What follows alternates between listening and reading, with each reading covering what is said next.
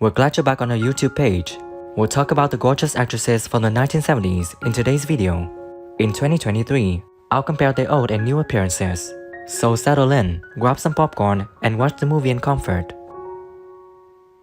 Jaclyn Smith. Jaclyn Smith is a Hollywood legend from the 1970s, who's best known for playing one of the original angels in Charlie's Angels, Cally Garrett. She began her career as a dancer and in theater.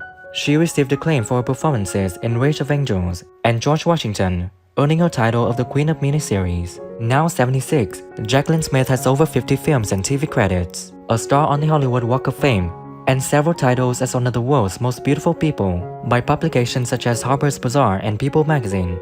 In Charlie's Angels, she appeared once more as Cally Garrett alongside Kristen Stewart and Naomi Scott.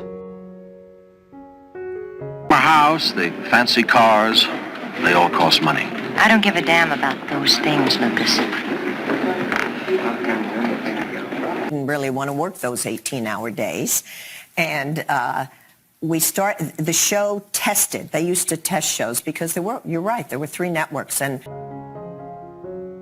Christy Brinkley. Christy Brinkley is an American model, actress, and businesswoman. For 25 years, she starred as the CoverGirl's cosmetics brand spokesperson. She has been on 500 magazine covers, 3 consecutive Sports Illustrated covers from 1979 to 1981, and the music video for Uptown Girl by ex-boyfriend Billy Joel. She is still considered as one of the greatest supermodels of all time, but her current passions are her family, her organic sparkling wine brand, and her skincare and beauty product business. She is passionate about being in shape and consuming a lot of wholesome meals, just as a genuine celebrity of her era should be. Between the rocks, there were these spider webs, thick as tennis nets, with these spiders the size of my hand. So the stylist that was there on this... And Billy said, well... What's wrong with my wife? About as he uptown said, well, as we go. Christy, do you want to do it? And I said, sure. Yeah. And so, like a couple days later... Rachel Welch.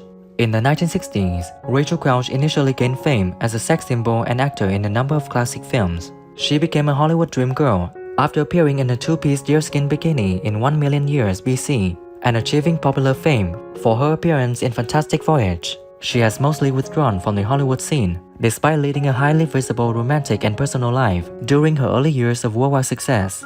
Her most recent projects include a 2007 collaboration with MAC Cosmetics, a supporting part in Legally Blonde, and a number of minor TV parts. Yes, he picked it out, actually. Well, you know what it was? When I went into the store, I bought it in Jackson, in California, and it was a blouse. And I said, oh, it's such a beautiful... Here you go. Well, I said to him, I have a screen test in Hollywood, and I think it'd be so exciting for us to both go. And he said, I am not going to that...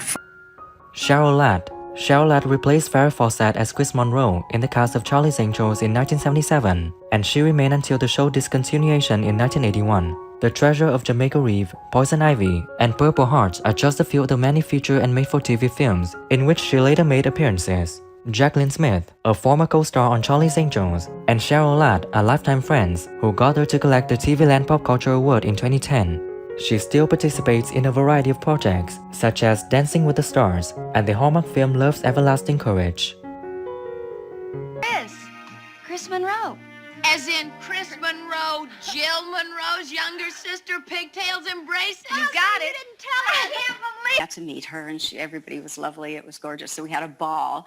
And on the way home on the plane, he said, I have an idea. I think you should play Grace Kelly. I go, yeah, right. Linda Carter. In the live-action TV series Wonder Woman, Linda Carter, an American actress born in 1951, played Diana Prince, the first Wonder Woman. She captivated the hearts of Hollywood and admirers around the world throughout her career in the 1970s and subsequently as Miss World USA and the face of Maybelline Cosmetics. She has released multiple albums and toured the country with her band, despite the fact that she still performs in a variety of film and TV projects. She claims that singing is in her spirit. She has also appeared in the most recent Wonder Woman flicks as an Asterian warrior, opposite Gal Gadot. Oh, no, thank you. Actually, I'd like some answers. All right. How much do you know about record piracy? Why I think it's important that I take the opportunity to talk about grief and that I take... Jane Seymour. Jane Seymour gained recognition on a global scale for her performance as Solitaire, a stunning psychic, in the James Bond movie Live and Let Die. She shared the film and stage with stars like Chevy Chase, Ian McKellen, and Christopher Reeve during the course of her career in the 1970s and 1980s. Jane Seymour is best known to modern audiences for her critically praised and Golden Globe-winning performance as Dr. Michaela Quinn in the TV series Dr. Quinn, Medicine Woman, which lasted from 1993 to 1901. Her most recent projects include tiny parts on shows including Harry Wild, Castle, and How I Met Your Mother.